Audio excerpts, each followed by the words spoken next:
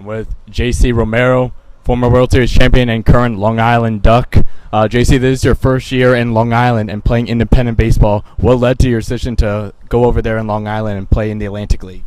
Well, first of all, it's the fact that I've been playing this game for so long, and after being hurt the whole 2014 season, I needed to get back on the field, and this is the place that gave me the opportunity. And I'm thankful, I'm blessed that I'm capable of playing the game I love once again.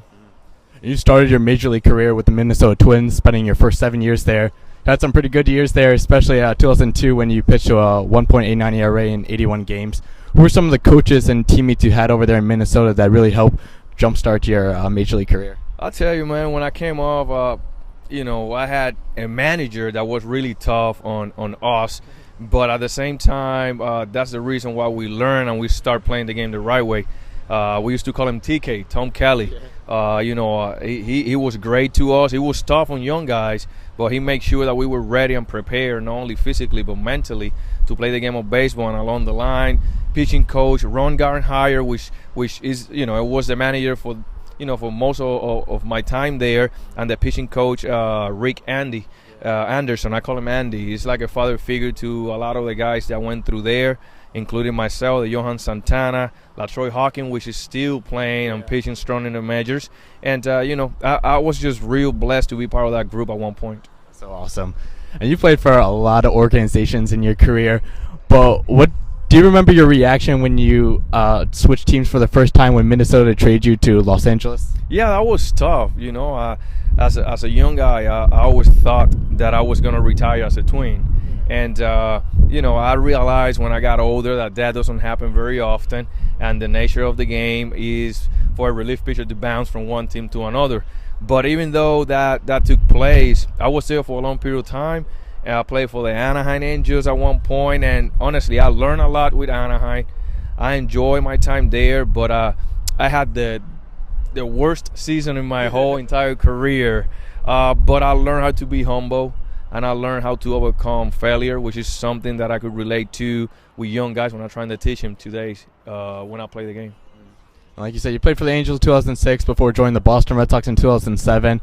How was that putting on the Major League uniform for one of the more historic franchises, and what stood out in your time with Boston? That meant a lot for me. When you grew up in Puerto Rico, there was pretty much two teams that you want to play for, the Boston Red Sox or the New York Yankees. And, I was fortunate enough to play for both, not at the big league level. I only played for Boston at the big league level, but I also played at AAA level with the Yankees at one point. And so I consider myself, a very blessed man. But being in that clubhouse with so much tradition and so much history behind it was one of a kind. My time there was short, but I ended up in with the Philadelphia Phillies, and everything else. I guess everybody else know what happened there. Yeah. So I was blessed one way or another, but I take with me all the memories and the great opportunities I had playing this game of baseball. The Boston Red Sox won the World Series that year in 2007. Did you get a World Series ring for playing with the team? Yes, I did. I got a World Series ring, and it was funny because when I was with Philadelphia, trying to help the Phillies to make it to the playoff, which we did, we lost against the Colorado Rockies. Yeah. So it would have been very unique for me to play in the World Series against the Red Sox. Didn't happen, but I was blessed enough to go to the World Series the next 2 years, 08 and 09. We won in 08. We lost in 09, but that's part of the game. Yeah. And like you just said, you spent 5 years with Philadelphia, the team you're probably most well known for. How special was that time in Philly? And like you just said, those World Series years, those are pretty incredible. Yeah, it was a special time being there. Every place has a different memory and a different part of my career. From my foundation that was established with the Minnesota Twins, going with Anaheim, which is a great organization as well, Boston. I've been real blessed. Ended up with Philly. After that, I played with the Nationals, played with Colorado and Baltimore Orioles as well. So, I have not much to complain about other than moving from city to city. But that's come with the nature of the game. I consider myself real blessed. My my desire and my wish is for me to be able to go back to the majors and give one last ride. But in the meantime, I'm trying to tell all the young guys, being in the big leagues is a privilege. It's not a right. So for all the young guys out there that perhaps have 1 or 2 years in the minors, realize that wearing a uniform at the big league level is a privilege, and staying there is a privilege as well. So being humble, staying humble and neutral will help for a lot of the guys to achieve that goal and play at the highest level. And you've played in the World Series and the World Baseball Classic, two pretty incredible events. Are those like maybe the craziest atmospheres you've played in? I will tell you something. World Series is one of a kind. That's what everybody that play in the major leagues, that's what they wish for. That's what they want to do, accomplish that goal. But representing your country and beating a team like United States, like we did in the last World Baseball Classic, that was a very unique experience as well. So that's something that I would share it. I would take it with me, and until this day, sometimes when I think about it, I still get emotional about it. It was really special. Yeah. And obviously playing everywhere, basically. What's one of the tougher cities or maybe ballparks for you that you played in? Man, I don't know. I don't. Far as fans goes and all that.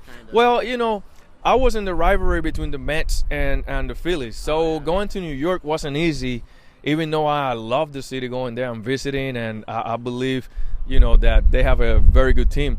But going there as a Philly player was tough. Yeah. And the same thing, going to the Yankee Stadium as a Boston Red Sox player was tough as well, but that comes with the territory. If you play this game, you're gonna have fans that are, diehard fans, and they're gonna let you know that you're in the wrong team at that particular point. But for me, being in a big league stadium and in a clubhouse and all that, I can't just say this is a bad city or wrong city. I mean, I embrace and I share every moment.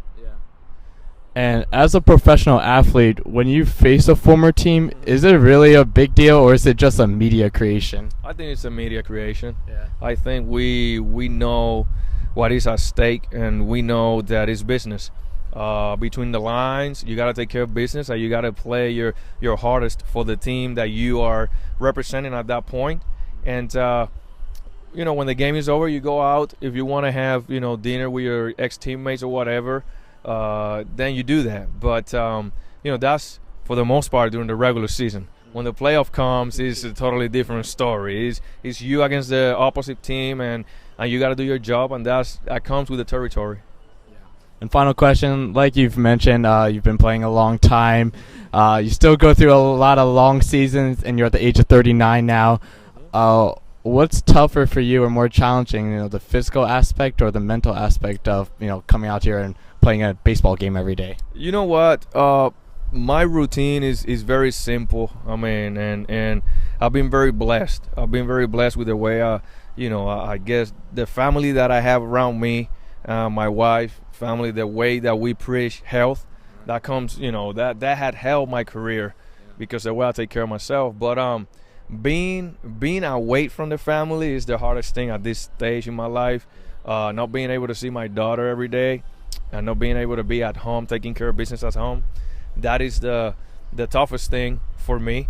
But when you're an athlete, you got to go where the job take you, and but I think that I have a personal goal to play until a certain age. I won't tell you, but when that day comes, I think enough is going to be enough. But for now, I'm going to enjoy the ride, and I'm looking forward to enjoy a big league club sooner or later. In the meantime, trying to help and touch how many guys I can here, helping with their career and touch them in a positive way so they could, do something with their life and hopefully make it to the majors.